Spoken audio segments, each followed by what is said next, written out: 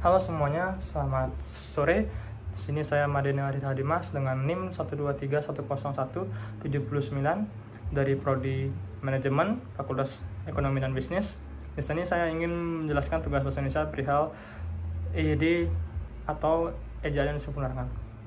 Dalam penulisan bahasa Indonesia, tentu ejaan yang sangatlah penting untuk diperhatikan. Dalam KBBI atau Kamus Besar Bahasa Indonesia, ejaan adalah kaidah cara menggambarkan bunyi-bunyi, kata, kalimat, dan sebagainya dalam bentuk tulisan serta penggunaan tanda baca. Dikutip dari esai penerapan ejaan bahasa Indonesia 2020 karya Widya Fitriantiwi, ejaan yang disebut juga sebagai kaidah yang harus dipatuhi oleh pemakai bahasa supaya keteraturan dan keseragaman dalam penulisan bahasa dapat tercapai. Dari beberapa pengertian tadi, bisa dikatakan kalau ejaan adalah cara dalam menuliskan kata atau kalimat dengan benar, dengan memperhatikan penggunaan huruf serta tanda baca yang benar.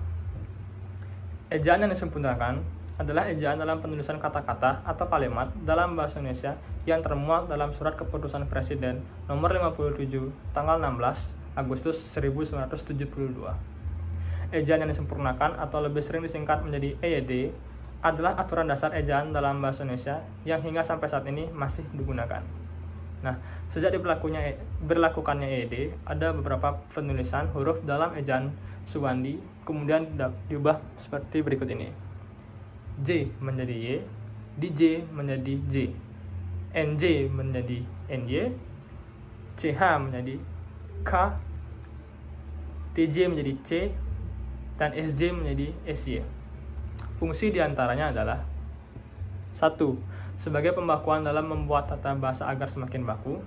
2. Sebagai penyaring unsur bahasa asing ke bahasa Indonesia sehingga dalam penulisannya tidak menghilangkan makna aslinya. 3.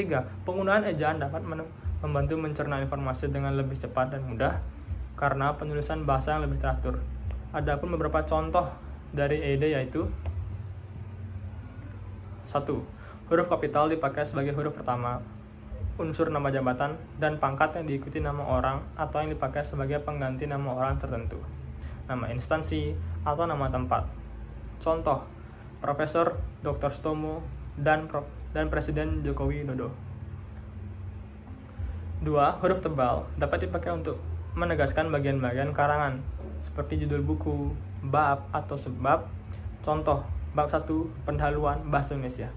3. Gabungan huruf konsonan. Gabungan huruf konsonan KH, NG, NY, dan SY masing-masing melambangkan satu bunyi konsonan.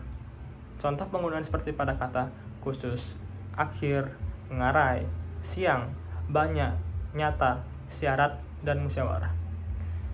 Sekian materi saya tentang EYD 5. Terima kasih.